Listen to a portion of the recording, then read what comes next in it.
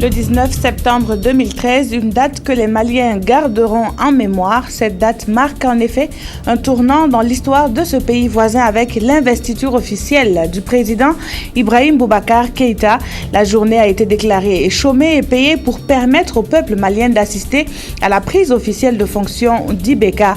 Parmi la quinzaine de chefs d'État ayant fait le déplacement, il y avait le président Blaise Compaoré. Au Burkina Faso, c'est malheureusement ce 19 septembre que la triste nouvelle tombait. Le colonel Seï Zerbo a tiré sa révérence à l'âge de 81 ans. La mémoire de celui que la nation pleure est saluée par plus d'un. Dans ce journal, nous entendrons certains de ces témoignages et nous reviendrons sur le programme officiel des obsèques de l'ancien chef d'État. Mesdames, Messieurs, bonjour et bienvenue. C'est donc ce 19 septembre qu'il a commencé son mandat à la tête du Mali. Ibrahim Boubacar Keïta est officiellement le numéro 1 du pays. La cérémonie marquant cet événement a eu lieu au stade du 26 mars à Bamako, en présence d'une quinzaine de chefs d'État africains, dont le président du Faso. Pour permettre une grande participation des populations, la journée a été déclarée chômée et payée sur toute l'étendue du territoire malien. Retour sur l'événement avec nos envoyés spéciaux Ali Doubadini et Viviane Tchenrebego.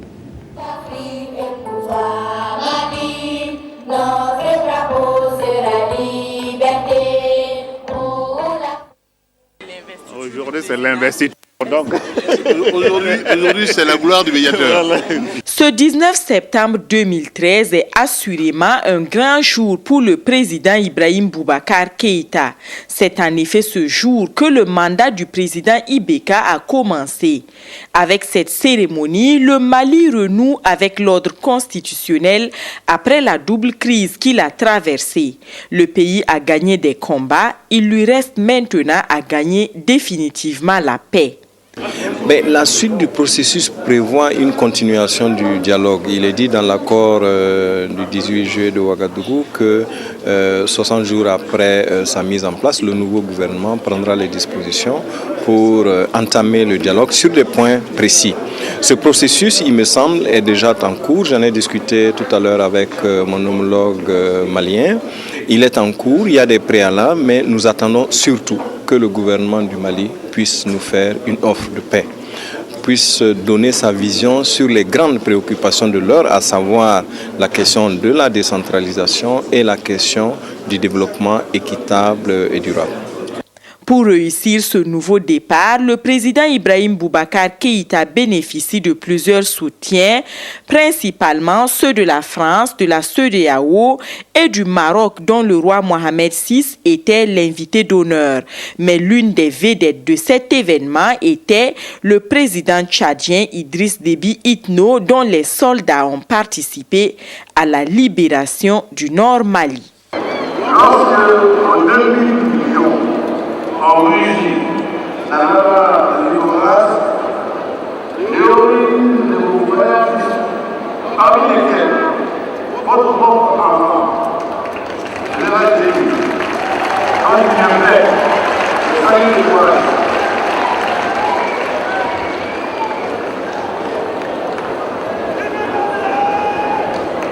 La prétention saugrenue de nos agresseurs a trouvé son nom sur les rochers brûlants du Tégaga. L'armée tchadienne, votre armée, a écrit une des plus belles épopées parallèles. Daniel Boiteux, avec une brutalité à l'auteur.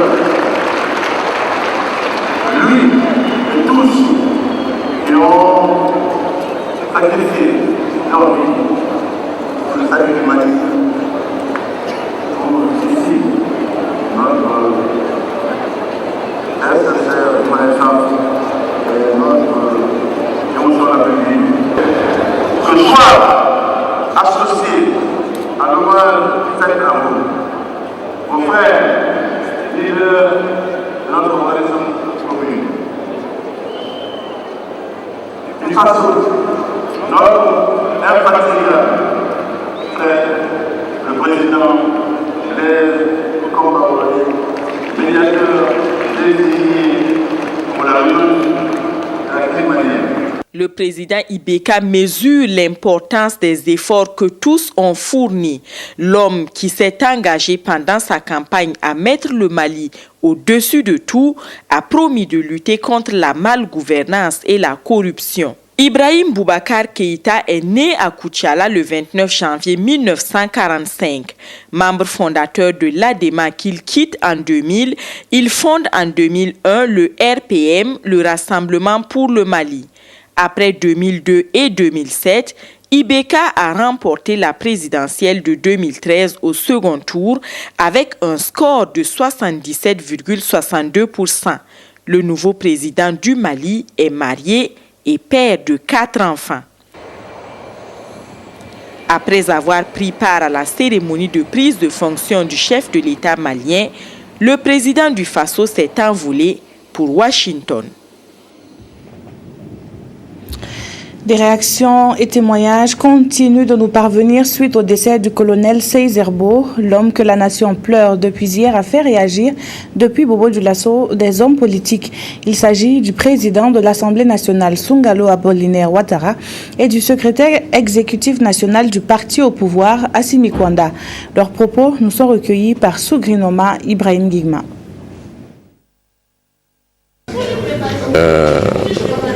Témoignage d'un engagement à la fois pour les hommes, mais aussi un témoignage et une action au service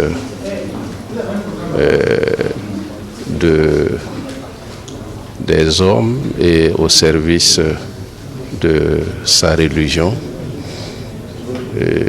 Et cela est une grande tristesse. Le Burkina Faso perd un grand homme d'État, un homme de paix, un homme engagé pour la construction de son pays. Le Burkina perd un grand homme, un bâtisseur. Il a fait une œuvre gigantesque correspondant à son époque.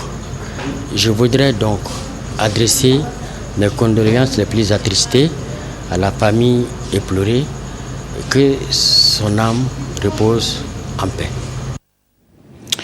La Direction générale du protocole d'État a l'honneur de porter à la connaissance des corps constitués de l'État ci-après que suite à la brusque disparition de son Excellence colonel Seï Zerbo, ancien chef d'État du Burkina Faso, le jeudi 19 septembre 2013, une veillée funèbre aura lieu le vendredi 20 septembre 2013 à partir de 20h à la Maison du Peuple de Ouagadougou selon le programme suivant. 20h, 20h20, son Excellence Monsieur le Premier ministre, chef du gouvernement et mesdames et messieurs les membres du gouvernement. 20h20, 20h30, son Excellence le Président, les membres du bureau, les présidents de commission et de groupes parlementaires de l'Assemblée nationale. 20h30, 20h50, Monsieur le Président du Conseil constitutionnel et messieurs les présidents des hautes cours, Cour de cassation, Conseil d'État, Cour des comptes et les membres de leur délégation. 20h50, 21h10, Madame le médiateur et les membres de la délégation du médiateur du Faso. 21h10, 21h30, Monsieur le Président et les membres de la délégation du Conseil économique et social. 21h30, 21h50, Monsieur le Grand Chancelier et les membres de la délégation de la Grande Chancellerie des ordres burkinabés. 21h50, 22h10, Madame la Présidente et la délégation du Conseil supérieur de la communication. 22h10, 22h30, Monsieur le Président et les membres du bureau de la Commission électorale nationale indépendante. 22h30, 22h50, Monsieur le chef de file de l'opposition politique et les membres de sa délégation. 22h50, 23h10, Mesdames et Messieurs les chefs de mission diplomatiques et consulaires. 23h10, 23h30, Mesdames et Messieurs les représentants des organisations internationales et interafricaines. 23h30, 0h30, 23h50, Monsieur le chef d'état-major général des armées et les membres de sa délégation. 23h50, 0h10, Monsieur le directeur général de la police nationale et les membres de sa délégation. 0h10, 0h30, Monsieur le directeur général des douanes et les membres de sa délégation. 0h30, 0h50, Monsieur le directeur général des eaux et forêts et les membres de sa délégation. 0h50, 1h10, Monsieur le directeur général de la police municipale et les membres de sa délégation. 1h10, 1h30, Monsieur le directeur général de la garde de sécurité pénitentiaire et les membres de sa délégation. 1h30, 1h50, Monsieur les représentants des autorités coutumières. 1h50, 2h10, Monsieur les représentants des autorités religieuses. 2h10, 2h30, Mesdames et Messieurs les membres de la délégation de la Chambre de commerce et les représentants des opérateurs économiques du Burkina. 2h30, 2h50, Mesdames et Messieurs les secrétaires généraux et directeurs de cabinet des institutions et départements ministériel. 2h50, 3h10, Monsieur le gouverneur de la région du centre et les membres de sa délégation. 3h10, 3h30, Monsieur le président et les membres de la délégation du conseil régional du centre. 3h30, 3h50, Monsieur le maire de la commune de Ouagadougou et les membres de sa délégation. 3h50, 4h10, Mesdames et Messieurs les membres des partis politiques légalement reconnus. 3h50, 4h10, Mesdames et Messieurs les membres des partis politiques donc légalement reconnus. 4h10, 4h30, Mesdames et Messieurs les représentants des associations et organisations de la société civile légalement reconnues. À partir de 4h30, les parents, amis et connaissances. Nota bene, le samedi 21 septembre 2013, cérémonie militaire à 9h à la place de la Nation à Ouagadougou, suivie du transfert de la dépouille mortelle à Tougan, province du Sourou, où l'absoute et l'inhumation se dérouleront le dimanche 22 septembre 2013 à partir de 9h.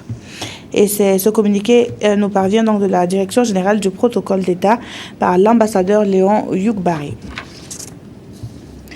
Nous poursuivons ce journal et nous prenons la direction de Koupela. Là, les points focaux du projet d'appui au développement du secteur minier bénéficient de rudiments en matière d'élaboration budgétaire et financière. Ils en ressortiront plus performants au service du secteur minier. Le point avec Maxime Zongo. En vue d'améliorer la gouvernance dans le secteur minier, l'État burkinabé a obtenu un financement de l'Association internationale pour le développement IDA. L'ambition, créer des conditions favorables à la croissance économique et au développement durable. Pour une conduite rationnelle et transparente des activités, une bonne maîtrise des outils de gestion était nécessaire. La gestion budgétaire et financière est tout un processus. Donc c'est une activité transversale. On ne peut pas parler d'activité budgétaire sans parler de programme d'activité. On ne peut pas parler de programme d'activité sans parler de thèmes de référence. On ne peut pas parler de thèmes de référence sans parler de processus de passation de marché. Donc le projet atelier vise effectivement à outiller les points focaux et les membres du groupe de travail aux techniques d'élaboration des thèmes de référence, aux techniques d'élaboration du budget et aussi une formation sur le volet passation de marché, y compris le volet suivi indicateur des projets. Aux côtés du comité de pilotage, une équipe de la Banque mondiale venue apporter son appui. Ce qu'on attend, c'est que les points focaux du projet PADZEM soient avertis sur nos procédures afin de limiter les risques de dépenses inéligibles, qui est surtout le nœud des problèmes en général. Donc là, on vient les former aux procédures de la Banque mondiale, aux procédures de gestion budgétaire, et aux procédures de décaissement en général. Au programme, la présentation de plusieurs modules liés aux différentes techniques d'élaboration budgétaire et de gestion des projets. Les participants, au nombre d'une trentaine, sont issus des structures administratives et techniques d'exécution des projets d'appui au développement du secteur minier. Et pour booster le secteur informel, un concours a été initié par le département en charge de la question. La 9e édition du Grand Prix du secteur informel a ainsi été lancée par le docteur Basga Emile Diala. Et pour rehausser le niveau du dit concours, les acteurs du secteur informel des régions du plateau central, du centre nord et du Sahel sont en formation. Evelyne Dabiré, reportage. Les potentialités du secteur informel dans la lutte contre le chômage et la pauvreté sont énormes. Elles équivalent à 32% du produit intérieur brut et à 70% du bassin actif du Burkina. En prélude à la 9e édition du Grand Prix du secteur informel et pour promouvoir une formalisation progressive de ce secteur, une session de formation de 48 heures a été initiée par le ministère de la Jeunesse, de la formation professionnelle et de l'emploi au profit des régions du Centre-Nord, du Plateau central et du Sahel. Donc c'est toute une panoplie de communication, en tout cas qui va outiller ces acteurs-là en matière de civisme fiscal, comment gérer démocratiquement, n'est-ce pas, leur association, le centre de gestion agréé. Donc il y a beaucoup d'atouts et même le ministère a un fonds spécialement dédié à ce groupe d'acteurs-là, le fonds d'appui au secteur informel. Et nous venons diriger une direction en direction générale pour accompagner justement ces acteurs. La couture, la coiffure, le commerce général, la mécanique de roues, la menuiserie bois et métallique, la restauration sont les secteurs d'activité concernés par cette 9e édition. Nous souhaitons pour la prochaine fois qu'on puisse élargir ça à beaucoup de métiers. Au Burkina, nous avons plus de 150 métiers et il n'y a que 7 seulement qui est concerné par ce concours. Également, c'est vrai que des conseils nous ont donné à pouvoir formaliser nos entreprises, mais il y a des problèmes de financement qui s'opposent. Les concurrents seront jugés sur la base du versement des cotisations sociales, de la fiscalité et de la visite sanitaire annuelle. Ce concours connaîtra son épilogue en fin octobre et le thème de cette 9e édition est « Quel type d'accompagnement pour améliorer la productivité du secteur informel ?» Voici à présent un document qui servira de repère pour le ministère en charge de l'agriculture et ses partenaires. Il contient les résultats de travaux menés sur l'assermentation des agents chargés du contrôle de qualité des semences. Ces travaux entrent dans le cadre des activités du Comité national des semences qui veut par ailleurs fournir un répertoire national des espèces de variétés végétales. Les précisions dans ce reportage de Nathalie Sawadogo. Le ministère de l'Agriculture et de la Sécurité alimentaire veut assurer une production agricole plus compétitive et intégrée au marché. À cet effet, il a installé un comité national des semences en août 2012. Ce comité devrait se pencher sur l'orientation et l'élaboration des politiques de promotion des semences végétales et promouvoir l'application de la réglementation sur les semences végétales. Une année après son installation, le département de Mahama Zungrana veut rendre plus opérationnel le comité. Le ministère de l'Agriculture a élaboré une stratégie de production semencière, mais l'application effective de cette stratégie nécessite une organisation. D'abord, il faut un règlement intérieur pour l'organisation de la production semencière. Il faut un comité national des semences qui a été installé en 2012. Il faut faire un répertoire de l'ensemble des variétés produites au Burkina. Parce que pour produire la semence, il faut savoir à quelle variété on s'adresse.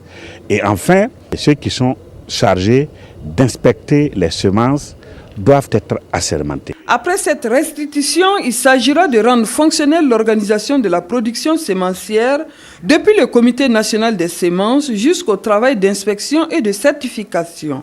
C'est extrêmement important d'être rigoureux sur ce point parce que produire une semence de mauvaise qualité, c'est vraiment très grave pour la production agricole dans son ensemble, mais aussi pour le petit agriculteur qui peut voir vraiment toute sa vie complètement mise en cause parce qu'il rate carrément une campagne agricole. À la fin de cet atelier, les recommandations qui vont être prises feront l'objet d'une application rigoureuse sur l'ensemble de la chaîne sémencière Foi de Mahama Zungrana. À Bobo Dioulasso, une formation réunit des acteurs maliens, nigériens et burkinabés autour des notions de violence et paix. L'initiative de l'ONG britannique Christian Aid qui dispense des connaissances sur la gestion des crises. Comment participer à la lutte contre les violences et à la construction de la paix dans la sous-région sahélienne? Amadou Lougué et Sanoa Christine Koulibaly. Venus du Niger, du Mali et du Burkina Faso, ces acteurs de la société civile sont des partenaires privilégiés de l'ONG britannique Christian Aid. Aujourd'hui, ils sont à l'école de la lutte contre la violence et la construction de la paix dans les pays du Sahel. C'est permettre aux uns et aux autres d'apprendre de leur expérience et de partager leurs préoccupations par rapport à la situation actuelle et comment, en synergie en tant que réseau, nous pouvons influencer le cours des événements dans la sous-région. Et en fait, l'idée, c'est de réétudier les objectifs, regarder avec ce qu'ils veulent faire et comprendre qu'on est liés les uns aux autres et qu'on ne peut pas vivre sans les autres, que les conflits font partie de la vie et qu'il faut transformer ces conflits violents en conflits non violents et qu'on puisse recréer un lien et une relation. C'est ça qui est important. Cet atelier de 72 heures intervient dans un contexte de crise sociopolitique dans la sous-région. La formation est donc la bienvenue pour les participants et devrait leur permettre de renforcer leurs connaissances en matière de gestion de crise.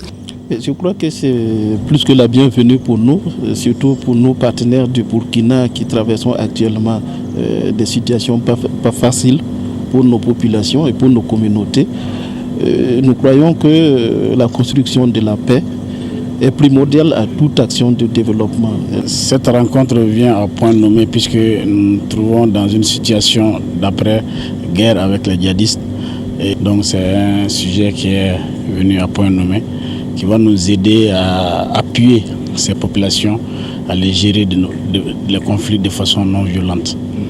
Créée en 1974, Christian Aid est une organisation non gouvernementale qui s'était donnée comme mission la lutte contre la pauvreté dans sa zone d'intervention. Aujourd'hui, avec les crises sociopolitiques dans la sous-région, Christian Aid s'est lancé un autre défi, apporter son expertise dans la lutte contre la violence de tout genre à travers le monde.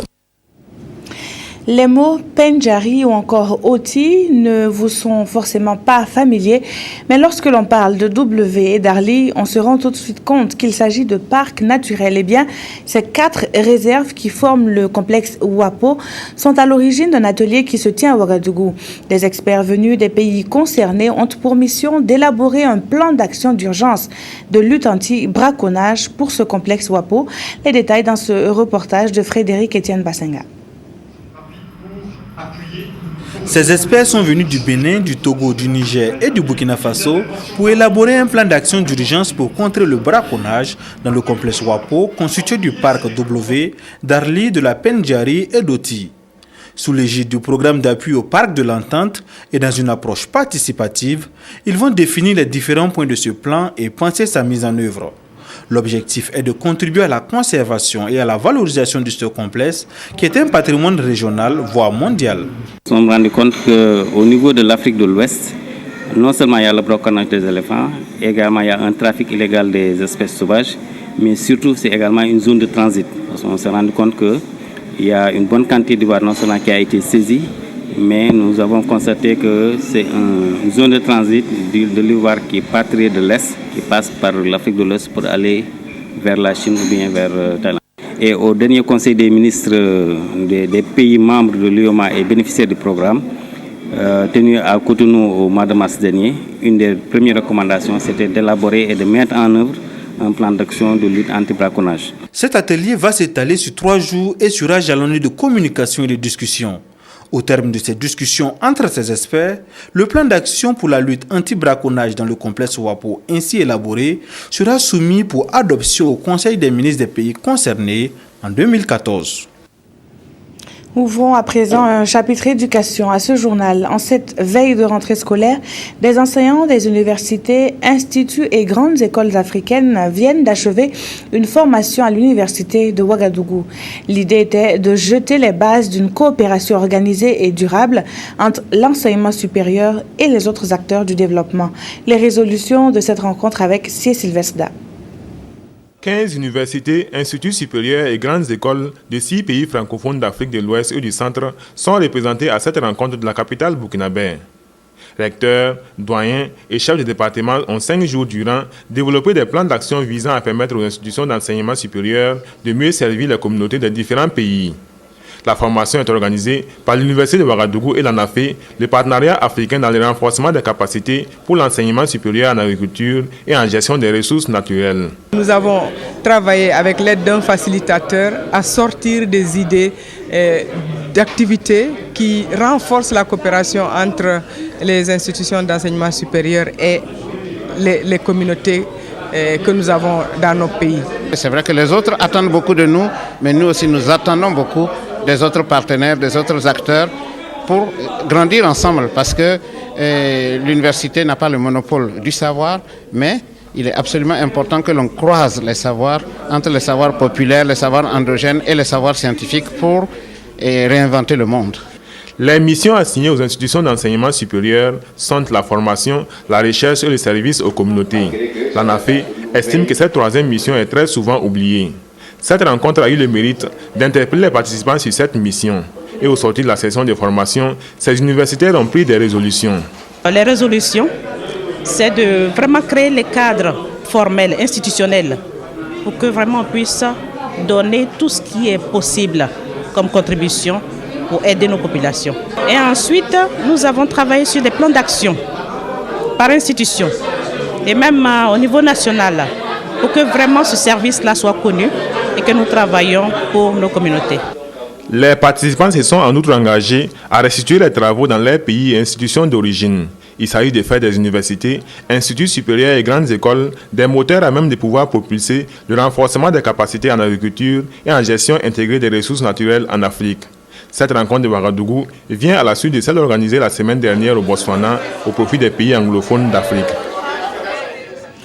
Dis-moi quelles sont tes ambitions, je te dirai quelle formation te convient. C'est l'essence du Salon international de l'étudiant qui est cette année à sa 3e édition au Burkina. Les promoteurs en ont fait un cadre de partage de savoir et d'expérience pour les uns et les autres, mais aussi une opportunité d'études pour les étudiants. Ousmane Drabo et Godefroy-Badier. Autonomisation de l'étudiant dans le choix de sa filière de formation, c'est sous ce signe que se tient le Salon international de l'étudiant. Cette manifestation a pour but de créer un cadre d'échange et de partage entre les acteurs du système éducatif. Le Salon de l'étudiant s'inscrit aussi dans une logique de création d'un environnement ouvert au profit des futurs cadres.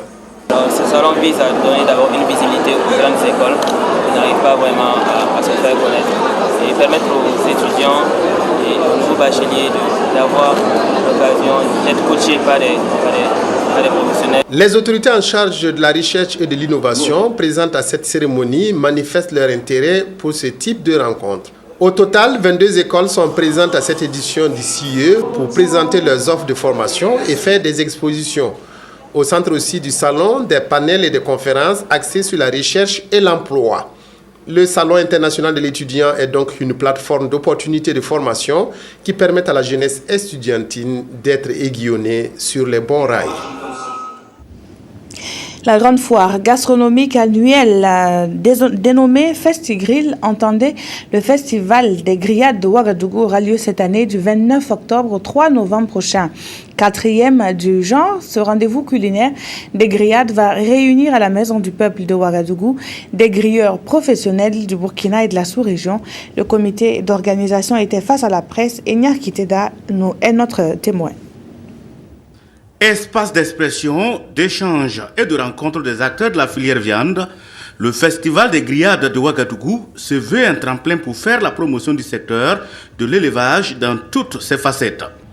Cette année, le rendez-vous culinaire des grillades se déroulera du 29 octobre au 4 novembre 2013.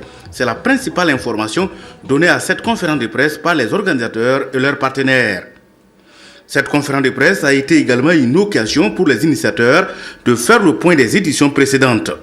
De 13 participants à la première édition, le Festigrill a enregistré à la 3e édition 132 gruyères professionnelles avec un chiffre d'affaires de près de 250 millions de francs CFA selon les conférenciers. Un chiffre qui galvanise les promoteurs à faire de Festigrill un rendez-vous de partage d'expériences en vue de professionnaliser davantage le secteur de la grillade au Burkina. C'est pourquoi, dira la promotrice, cette édition est placée sous le thème « La grillade au Burkina, l'autre art ». La 4e édition mettra beaucoup l'accent sur l'hygiène, le goût, les méthodes de transformation et les récompenses aux meilleurs gruyères et restaurateurs. Autre innovation, c'est l'ouverture de compte pour tous les inscrits, question de leur permettre d'avoir des microcrédits pour assurer la continuité de leur activité. Cette année, en plus de l'élargissement de la période, en une semaine, Festigrill connaîtra la participation des grilleurs des 13 régions du Burkina, mais aussi ceux de la Côte d'Ivoire, du Togo, du Mali, du Niger et du Cameroun, ont laissé entendre les conférenciers. Festigri est une activité soutenue par le ministère de l'Industrie, du Commerce et de l'Artisanat et halieutique. En attendant, je vous souhaite un très bon appétit. Merci d'avoir suivi ce journal et merci de rester fidèle au programme de la télévision nationale. Très bon après-midi à toutes et à tous. Au revoir.